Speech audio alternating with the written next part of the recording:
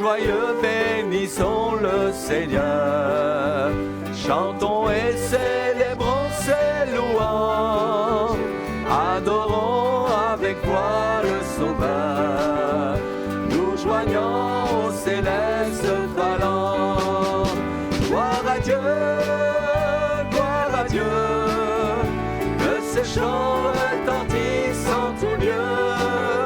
Gloire à Dieu, gloire à Dieu. Que ce chant retentisse en tout lieu. Dieu dans son incomparable amour, du ciel envoya son Fils unique, et la terre et les cieux dans ce jour s'unissent pour chanter ce cantique. Gloire à Dieu, gloire à Dieu. Que ce chant retentisse en tout lieu. Gloire à Dieu, gloire à Dieu. Que ce chant retentisse en tout lieu. Le châtiment qui produit la paix, Jésus-Christ l'a subi pour mon âme. Il voulut expier nos forfaits en mourant lui sur le bois infâme. Gloire à Dieu, gloire à Dieu.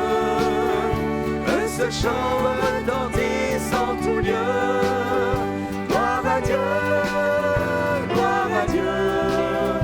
Que ce chant retentisse en tout lieu. Nous voulons en retour, mon Sauveur, t'aimer par-dessus toute autre chose.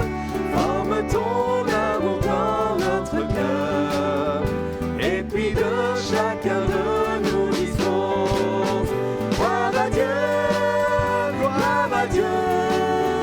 Que ce chant retentisse en tout lieu. Gloire à Dieu, gloire à Dieu. Que ce chant retentisse en tout lieu. Gloire à Dieu, gloire à Dieu. Que ce chant retentisse en tout lieu. Gloire à Dieu, gloire à Dieu. Que ce chant retentisse en tout lieu.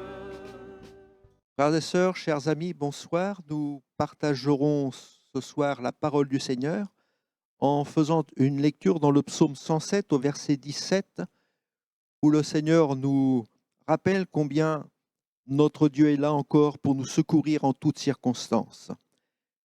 Ce passage nous dit que les insensés dans leur conduite coupable et par leurs iniquités s'étaient rendus malheureux. Leur âme avait en horreur toute nourriture, et ils touchaient aux portes de la mort. Dans leur détresse, ils crièrent à l'Éternel et il les délivra de leurs angoisses. Il envoya sa parole et les guérit. Il les fit échapper de la fosse. Qu'ils louent l'Éternel pour sa bonté et pour ses merveilles en faveur des fils de l'homme, qu'ils offrent des sacrifices d'action de grâce et qu'ils publient ses œuvres avec des cris de joie. Amen. Voilà ce que le Seigneur veut nous montrer aujourd'hui. C'est qu'il y a de la souffrance, de la détresse, et le Seigneur nous rappelle dans ce passage, dit, les insensés par leur conduite coupable, par leurs iniquités, s'étaient rendus malheureux. Le malheur qui nous frappe n'est pas toujours dû au Seigneur, et quelquefois nous entendons des personnes mettre Dieu sur le banc des accusés, concernant tous les malheurs qui peuvent nous arriver, mais ici l'Écriture nous dit la cause de notre malheur, entre autres, il y a différentes raisons, mais entre autres, la cause de notre malheur, c'est notre conduite coupable. Ce sont nos iniquités. Il y a d'autres circonstances. Bien sûr, il y a le deuil qui est un malheur. Il y a la maladie qui nous frappe. Mais restons sur ce que le Seigneur nous dit et je voudrais m'arrêter sur le fait d'être malheureux en tout temps, en toutes circonstances et quelles que soient les raisons. Il est évident que nous ne savons pas tout. Le Seigneur ne nous révèle pas toutes les souffrances des uns et des autres et les raisons de nos souffrances.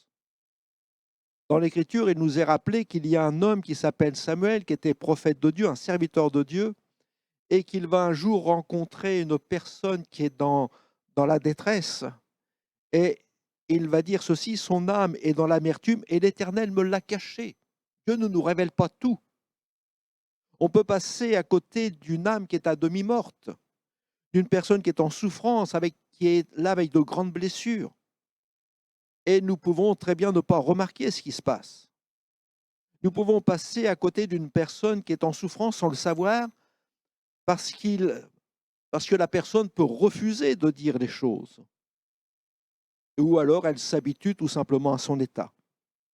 Il peut y avoir quelquefois des incompréhensions et la personne se ferme, ne veut pas exposer les choses de peur d'être incomprise ou qu'il y ait des préjugés la concernant et qui ne reflètent pas toujours la condition périlleuse d'une âme qui est en détresse.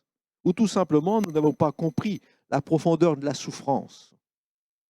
Ce que nous avons besoin peut-être, c'est que Dieu nous donne un regard à l'égard de ceux qui sont éprouvés, un regard rempli de compassion, de miséricorde, un regard rassurant, un regard de douceur, d'amour.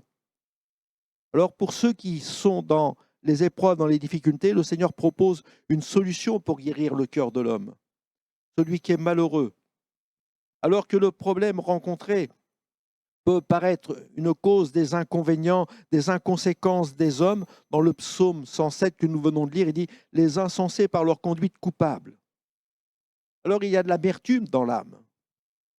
Il peut y avoir la soif de l'âme, ce désir profond de quelque chose de meilleur, la soif de paix, la soif de bonheur.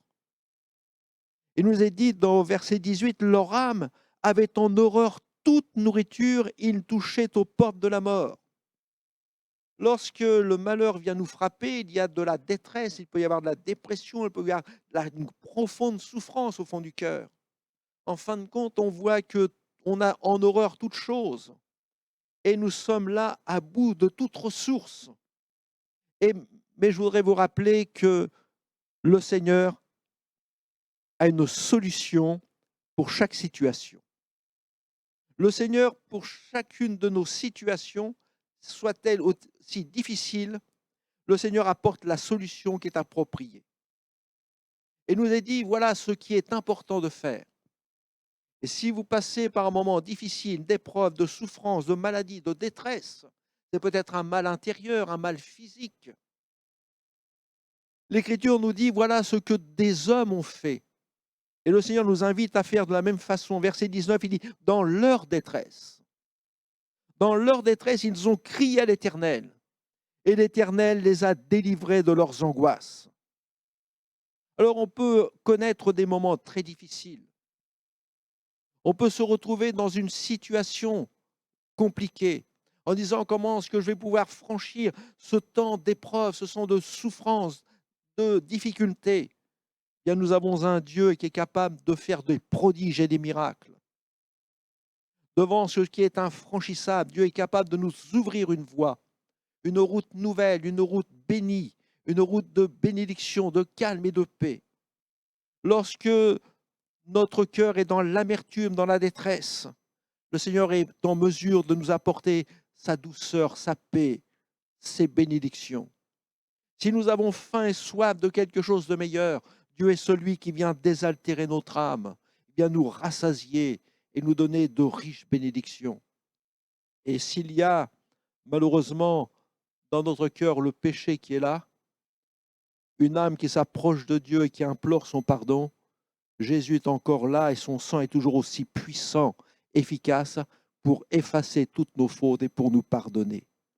Jésus est le grand vainqueur dans notre difficulté, dans nos épreuves, dans notre souffrance, dans notre maladie. Il est ce grand vainqueur.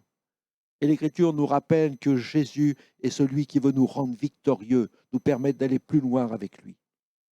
Il peut y avoir des géants qui se dressent devant notre route. Mais Jésus est celui qui nous donne la force de remporter la victoire sur eux, de ne pas être effrayé, de ne pas être dans la crainte, mais de compter sur la grâce de notre Dieu. Alors nous pouvons avoir des hommes forts dans notre vie. Et malheureusement, plusieurs peut-être ont goûté à ces choses où nous pouvons être esclaves de passion, esclaves de vice, esclaves de péché en tout genre. Il peut y avoir des liens Pour les uns, c'est le tabac, c'est l'alcool, c'est une addiction au jeu, c'est la pornographie. Il peut y avoir des liens qui sont là. Mais le Seigneur Jésus lui-même le dira, si tu implores la grâce de Dieu, si tu viens vers lui, si tu supplies Dieu de te délivrer de cela, Jésus nous dira qu'il est celui qui nous libère. Et Jésus, si Jésus te libère, tu seras réellement libre. C'est la liberté que donne le Seigneur. Dans Marc chapitre 1er, verset 34, je vais vous en faire la lecture, il est dit que Jésus, on lui apporta beaucoup de gens qui avaient diverses maladies, il chassa aussi beaucoup de démons, il ne permettait pas aux démons de parler parce qu'il les connaissait. Il les a délivrés de la puissance des ténèbres. Jésus est celui qui nous rend vainqueurs. C'est lui qui libère. C'est lui qui brise les chaînes. C'est lui qui renverse les géants qui peuvent être dans notre cœur. Et nous avons un Dieu merveilleux qui veut nous rendre victorieux. Jésus est celui qui nous bénit encore aujourd'hui.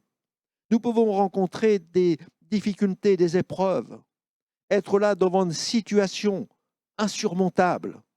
Et il y a une épreuve qui se dresse devant moi. Il y a des difficultés en tout genre. Et nous pourrions dire, mais Seigneur, tu vois cette montagne de difficultés qui est devant moi. Mais entendons la parole du Seigneur. Comme nous l'avons vu, dans leur détresse, ils ont crié à l'Éternel, et l'Éternel les a délivrés. Et ce n'est pas une parole en vain. Le Seigneur le rappelle dans l'Écriture, dans sa parole, dans la Bible, il dit, ne vous inquiétez de rien, mais en toute chose, faites connaître vos besoins à Dieu par des prières et des supplications, avec des actions de grâce. Ne vous inquiétez de rien, comptez sur la grâce de Dieu, comptez sur le secours du Seigneur en toutes choses. Quoi que ce soit, quelle que soit la situation, quelle que soit l'insurmontable montagne qui se dresse devant vous, le Seigneur dit, mais faites-moi connaître les choses. Répands ton âme devant Dieu, crie vers lui, implore son secours, et le Seigneur viendra et interviendra en ta faveur. Et si tu fais connaître les choses à Dieu avec une pleine conviction que le Seigneur entend ta prière et qu'il vient t'exaucer, alors ton cœur restera dans la paix et dans la joie. Et ça, c'est une paix qui surpasse toute connaissance, toute intelligence, c'est la paix de Dieu. Oui, il peut y avoir des tempêtes dans votre vie. Il peut y avoir de mauvaises nouvelles, un événement dramatique qui peut vous atteindre. Vous passez par le désespoir. Votre avenir est peut-être obscurci. Et vous pouvez dire, mais qui pourra me secourir dans la détresse? Il y a un homme qui était désespéré et qui pourtant, chaque jour, on le menait à un endroit que l'on appelle la piscine de Bethesda. Et lorsque Jésus va s'approcher, il s'approchera de lui. Il lui dira, veux-tu être guéri? Et cet homme, levant les regards vers le Seigneur, va dire, Seigneur, je n'ai personne. Ah, vous pouvez être seul, mais le Seigneur Jésus, ce soir, s'est approché de vous. Ce soir, il tend ses mains vers vous. Il vous invite à mettre sa confiance en lui. Il est le seul qui puisse calmer votre tempête. Il est le seul qui puisse apporter une solution à votre cœur, de pouvoir ôter le trouble qui vous saisit et vous donner la paix dont vous avez besoin. Pour vous, il peut y avoir un géant qui se dresse devant vous. Il peut y avoir une montagne insurmontable. Il peut y avoir une tempête qui se dresse devant vous. Mais mettez votre confiance dans le Seigneur. Il nous est dit dans l'Écriture, il envoya sa parole et les guérit. Quelle que soit la maladie et l'infirmité, Jésus-Christ guérit toute maladie et toute infirmité. Il est le Dieu qui est tout-puissant pour le faire. Dans l'Écriture, lorsque dans l'Église primitive, nous annonçait la parole du Seigneur, il y a une parole qui avait été dite disant ceci, « Vous savez comment Dieu a oint du Saint-Esprit et de force Jésus de Nazareth. » Et lorsque l'on regarde, l'on lit les 4 évangiles, nous voyons que Jésus allait de lieu en lieu. Et il rendait témoignage de ce que le Seigneur faisait. Et dit qu'il allait de lieu en lieu faisant du bien et guérissant tous ceux qui étaient sous l'empire du diable, car Dieu était avec lui. Et je voudrais vous dire que le temps des miracles n'est pas fini. Jésus est mort sur la croix du Calvaire pour le salut de nos âmes. On a déposé le corps du Seigneur Jésus au tombeau. On a roulé une pierre devant le tombeau. On a placé des gardes devant le tombeau pour que l'on ne vienne pas voler le corps du Seigneur. Mais Jésus est sorti vainqueur du tombeau. Jésus est mort, mais Jésus est ressuscité. Et le Dieu que nous implorons, c'est un Dieu vivant et vrai. Parce qu'il n'y a rien qui soit impossible à notre Dieu. Jésus a vaincu la mort. Et ce Sauveur merveilleux qui est vivant nous rappelle qu'hier, il allait de lieu en lieu sur le territoire d'Israël, faisant du bien, guérissant les malades. Et Jésus, encore aujourd'hui, de lieu en lieu, étend sa main pour guérir, pour sauver, pour délivrer, pour nous secourir et pour nous relever. Il est un Dieu merveilleux, parce qu'il n'y a rien d'impossible à notre Sauveur. Il est le premier, le dernier. Il était mort, mais il est revenu à la vie. Voilà la proclamation que nous pouvons dire, c'est que Jésus est vivant. Alors il peut y avoir dans notre vie une nuit d'obscurité, il peut y avoir des craintes, de la frayeur, il peut y avoir l'angoisse, la dépression, la détresse, le désespoir. On peut être saisi d'inquiétude et de soucis. Mais le Seigneur me dit et nous rappelle à chacun, devant tout ce qui peut nous accabler, que nous avons un Dieu qui est un secours en toutes circonstances. Et la parole de Dieu nous dit, mais déchargez-vous sur le Seigneur, déchargez-vous sur lui de tous vos soucis, car lui-même prend soin de vous. Ne restez pas avec ces lourds fardeaux sur votre cœur. Ne restez pas avec votre peine sur votre cœur, mais dites tout à Jésus. Et le Seigneur aura une solution à votre situation. Ce n'est pas à vous de regarder comment sortir de cette affaire, mais c'est Jésus qui agira pour vous secourir. Le monde est agité. Le monde est plongé dans l'angoisse et par la crainte du lendemain. Mais l'Écriture nous dit, en tout temps, peuple, confiez-vous en lui. Répandez vos cœurs en sa présence. Dieu est notre refuge.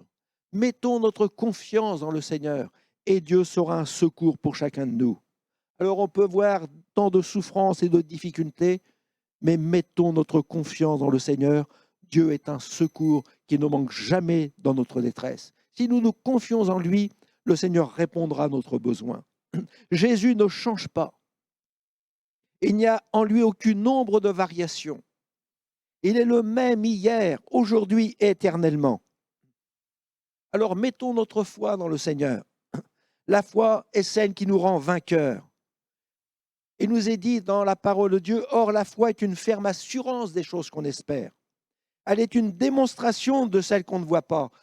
C'est la démonstration de la puissance de Dieu, du bras puissant du Seigneur. Donc le Seigneur nous dit, ayons cette ferme conviction de ce que je demande à Dieu, que Dieu me l'accorde. C'est ça la foi. Vous demandez au Seigneur, ayez cette conviction que Dieu vous a entendu et qu'il vous exauce. Il vous accorde sa grâce. Croyez que Jésus est tout-puissant pour vous libérer de ce qui vous tient, de cet homme fort qui vous lie, de passion, de vice, peut-être d'addiction. Croyez que Jésus est là pour vous secourir dans tous vos besoins. Que cette grande montagne qui se dresse devant vous, la montagne de l'épreuve, des difficultés qui se dressent devant vous, le Seigneur est tout-puissant pour l'ôter maintenant. Implorez la grâce de Dieu et vous verrez combien le Seigneur est tout-puissant pour vous secourir. Vous serez émerveillés de voir l'œuvre que Dieu fait dans votre vie. Croyez également que Jésus guérit. Il est celui qui nous relève. Le Seigneur dira un jour à quelqu'un, « Croyez-vous que je puisse faire cela ?» Oui, Jésus est tout-puissant pour guérir. Croyez-vous que Jésus est venu dans ce monde pour vous sauver? Et c'est important de pouvoir dire que le Seigneur est venu pour sauver quiconque croit en lui, pour que nous puissions avoir la vie éternelle. C'est ça le salut. C'est de nous donner une place dans le ciel avec lui.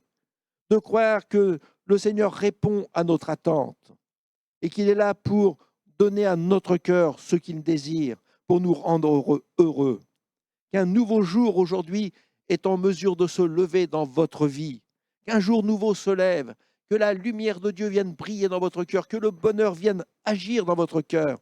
Jésus est un Dieu merveilleux qui fait de grandes choses. Seigneur nous invite, il nous dit bien, ce qui est important, c'est de croire que Dieu est là encore ce soir pour vous bénir. Seigneur donne un exemple. Il dit ce que vous avez besoin, ce n'est pas de quelque chose de gigantesque. Ce qui est grand, ce géant, ce qui est grand, cette montagne se dresse devant vous, ce vent impétueux, cette tempête qui souffle dans votre vie pour vous terrasser. Le Seigneur dit, si tu veux avoir la victoire, si tu veux calmer la tempête, si tu veux vaincre ce grand géant, si tu veux ôter cette montagne de difficultés, d'épreuves, il suffit tout simplement que tu aies un petit grain, un petit grain de foi, cette petite plante. Et le Seigneur dit, bien, si tu as ce petit grain de foi dans ton cœur, tu verras que le géant qui se dresse devant toi, cet adversaire puissant, redoutable, qui sera maintenant terrassé devant toi. Le Seigneur dit en vérité, dans Matthieu 17, 20, si vous aviez de la foi comme un grain de sénévé, vous diriez à cette montagne, transporte-toi d'ici là, et elle se transporterait. Rien ne vous serait impossible. Vous avez entendu? Le Seigneur dit, si tu as de la foi ce soir, comme un tout petit grain de sénévé, tu pourrais dire à cette montagne, à ce géant qui est devant toi, à cette tempête qui souffle dans ta vie, ôte-toi de là. Et le Seigneur dit, rien ne vous serait impossible. C'est Dieu qui nous rend victorieux en toutes choses. Un simple petit grain de moutarde, un simple grain de foi fait disparaître totalement, définitivement, ce qui se dresse devant nous. Peut-être vous êtes reconnu dans certaines difficultés que vous rencontrez. Bien, je voudrais vous inviter à faire un acte de foi. Ayez foi en Dieu. Élevez votre voix vers Dieu votre Père. Invoquez le Seigneur au jour de la détresse. Faites connaître au Seigneur tous vos besoins par des prières, des supplications. Invoquez-le pendant que le Seigneur est près de vous. Il nous est dit, et nous l'avons lu ensemble, dans leur détresse, ils crièrent à l'Éternel et il les délivra de leurs angoisses. Voilà la solution, voilà le remède à notre vie. C'est de compter sur la grâce de Dieu. Ce n'est pas de s'apitoyer sur nous, quelle que soit la souffrance. C'est de fixer nos regards sur la personne du Seigneur, de crier vers lui. Dans leur détresse, ils crièrent à l'Éternel. Ils ont eu pour résultat la délivrance de toutes leurs angoisses. Il envoya sa parole et les guérit. Voilà ce que Dieu fait. Il les a fait échapper à la fosse. Dieu est celui qui nous délivre. Il est celui qui guérit nos cœurs meurtris.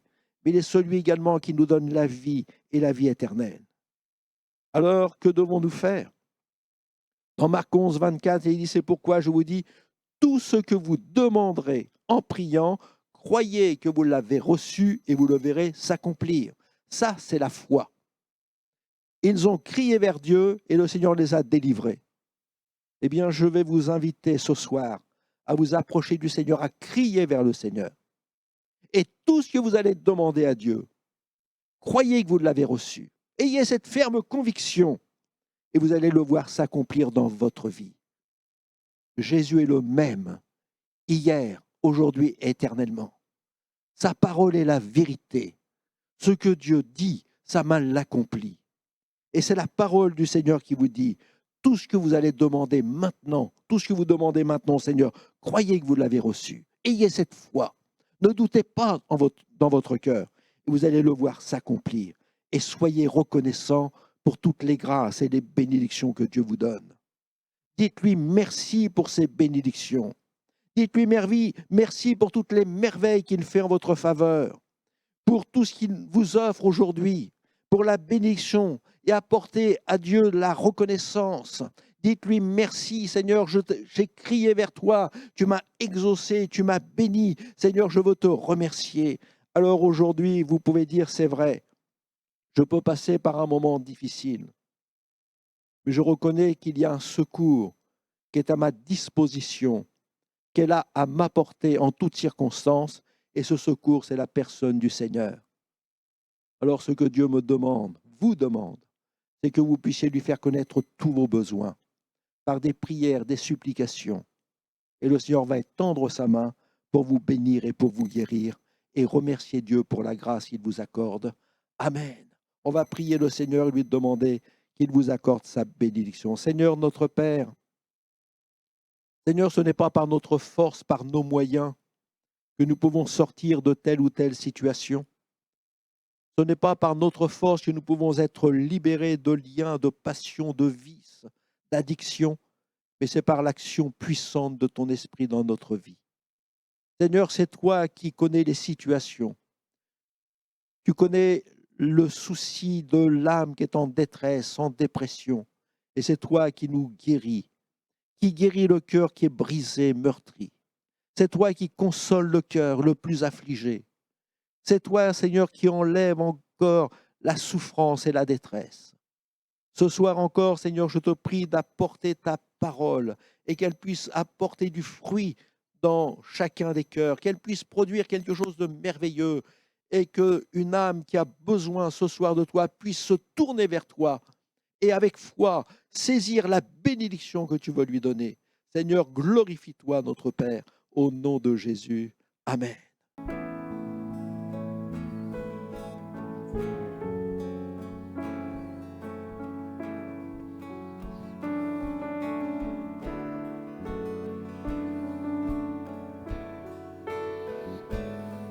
Le roi dans sa beauté,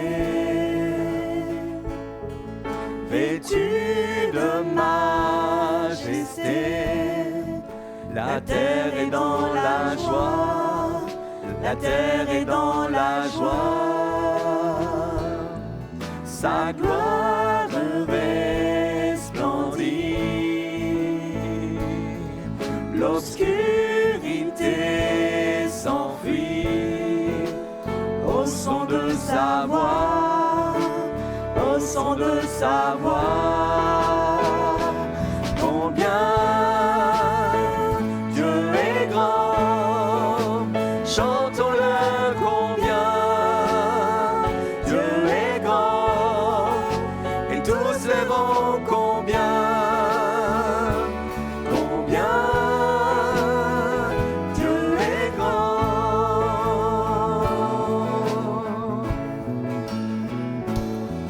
Car d'âge en âge il vit, le temps lui est soumis, commencement et fin, commencement et fin, céleste Trinité, Dieu d'éternité, il est l'agneau divin, il est l'agneau divin. Combien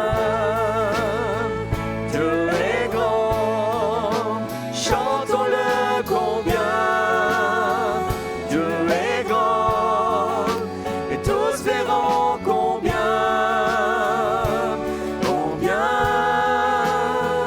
Dieu est grand, combien Dieu est grand,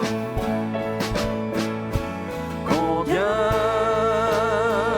Dieu est grand, chantons-le combien Dieu est grand, et tous verront combien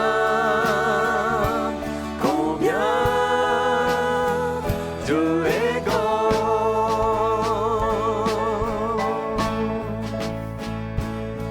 Son nom est tout puissant, digne de louange. Je chanterai combien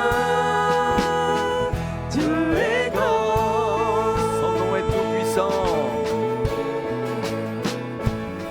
Son nom est tout puissant, digne de louange. Je chanterai combien Dieu est grand. De tout mon être,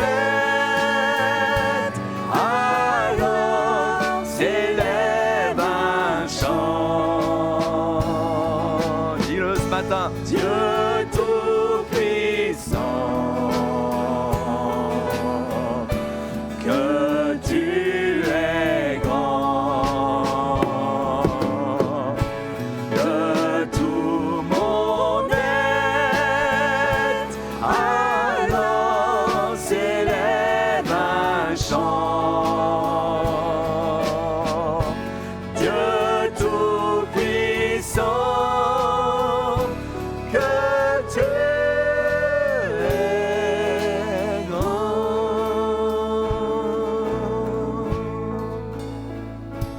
Combien Dieu est grand, chantons-le combien Dieu est grand, et tous